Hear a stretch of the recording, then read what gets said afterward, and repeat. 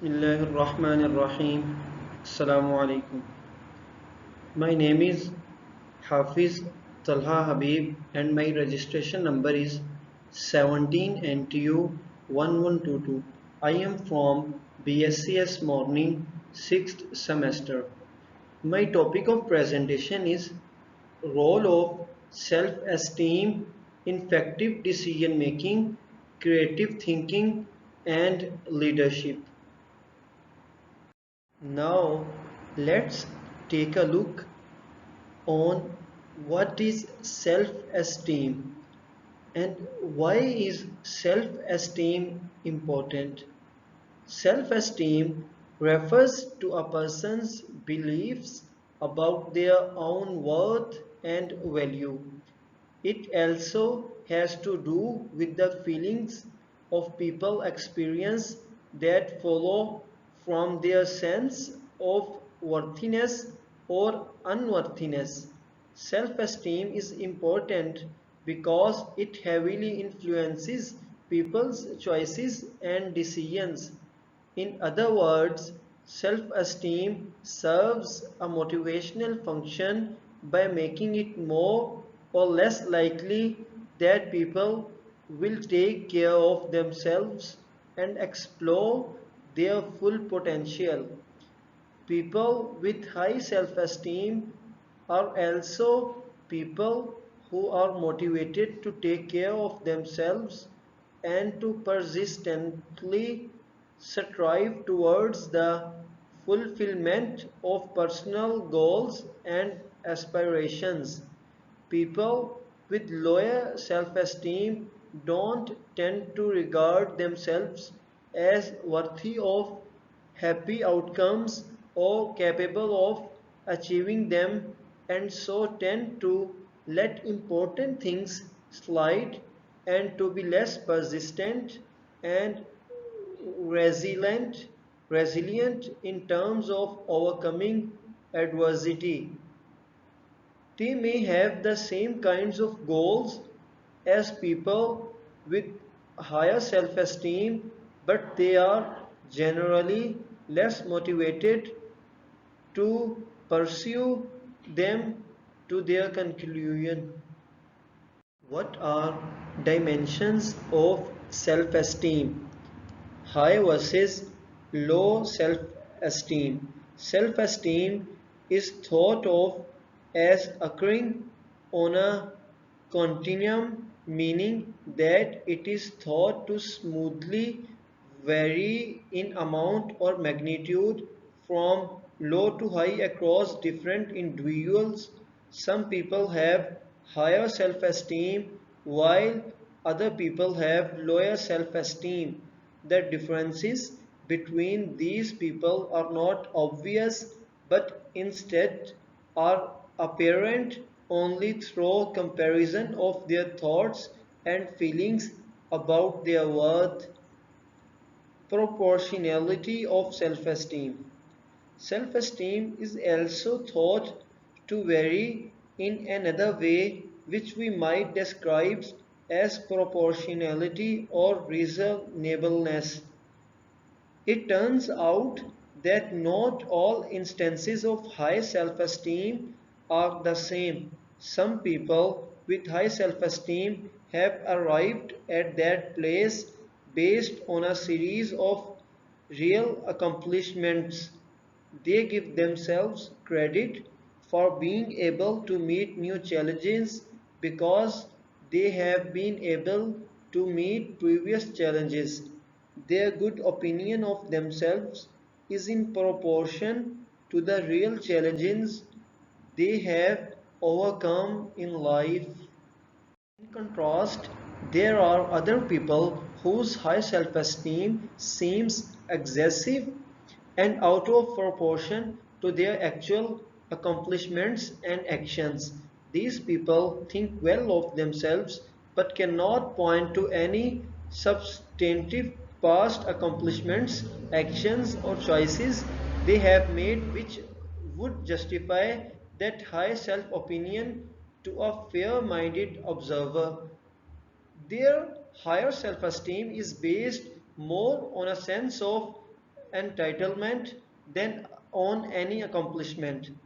This entitled version of high self-esteem is considered to be less psychologically healthy than the more proportional variety of self-esteem, mostly because of the selfish and self-centered behavior that tends to accompany the sense of entitlement. This variety of high self-esteem is sometimes described as overly inflated, indicating that it is excessive and out of proportion to actual accomplishments and actions. In adults, this type of self-esteem can be linked to narcissism. Now we have very important topic. What is decision making? Decision making is the process of making choices by identifying a decision, gathering information, and assessing alternative resolutions. Using a step-by-step decision-making process can help you make more deliberate, thoughtful decisions by organizing relevant information and defining alternatives. This approach increases the chances that you will choose the most satisfying alternative possible. Now we identifying the steps of decision making. Step 1. Identify the decision. You realize that you need to make a decision. Try to clearly define the nature of the decision you must make. This first step is very important. Step 2. Gather relevant information. Collect some pertinent collect some pertinent information before you make your decision. What information is needed, the best sources of information, and how to get it. This step involves both internal and external work. Some information is internal. You will seek it through a process of self-assessment. Other information is external. You will find it online in books from other people and from other sources. Step 3. Identify the alternatives. As you collect information, you will be probably identify several possible paths of actions of or alternatives. You can also use your imagination and additional information to construct new alternatives. In this step, you will list all possible and desirable alternatives. Step 4. Weigh the evidence. Draw on your information and emotions to imagine what it would be like if you carried out each of the alternatives to the end. Evaluate whether the need identified in step 1 would be met or resolved through the use of each alternative. As you go through this difficult internal process, you will begin to favor certain alternatives, those that seem to have a higher potential for reaching your goal. Finally, place the alternatives in a priority order based upon your own value system. Step 5. Choose among alternatives. When you have weighed all the evidence, you are ready to select the alternative that seems to be best one for you. You may even choose a combination of alternatives. Your choice in step 5 may very likely to be the same or similar to the alternative you placed at the top of your list at the end of step 4. Step 6. Take action. This is very important step in decision making. You are now ready to take some positive action by beginning to implement the alternative you choose in step 5. Step 7. Review your decision and its consequences.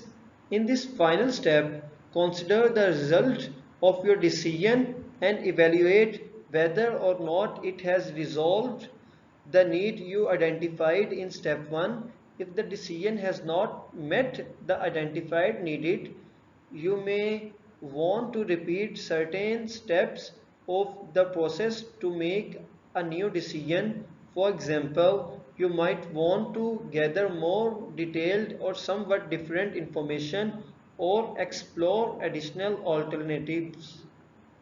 Creative thinking and leadership. This is very interesting and very important topic.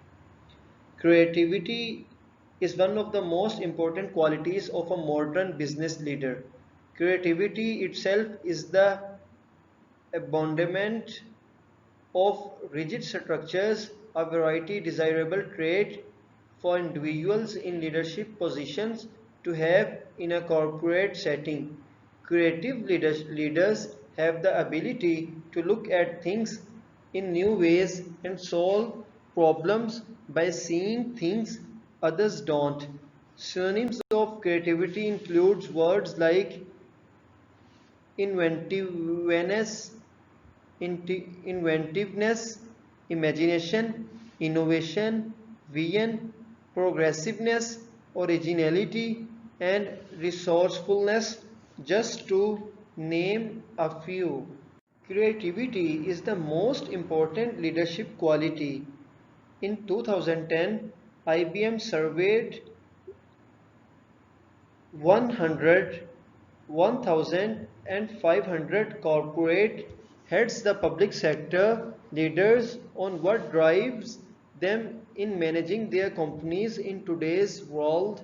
They found that creativity was ranked the most important leadership quality for success in business, outweighing integrity and global thinking. There are many advantages to creative leadership within companies. The first one is problem solving, second is achieving growth, and third one is mentoring teams in the workplace, and the last one is finding unlikely perspectives within the business. Each of the advantages of creative leadership and their applications to business are listed below. New types of problem solving. Creative leadership helps companies by opening up new opportunities for problem solving and growth that more conventional methods would not allow for. New perspectives on problems from a creative approach can lead to new and perhaps previously unheard of solutions. Second is achieving goals and growth. When leaders approach goals from a creative point of view, they gain the ability to reach goals more easily. A creative leader sees unique paths to reach these goals, whether it is how to increase profit or expand productive product offerings. The creative leader has the ability to map out a path to reach new levels of success that other leaders within the company can't see. This is all from my side. I hope you like it, ma'am. Jazakallah. Assalamu alaikum wa rahmatullah.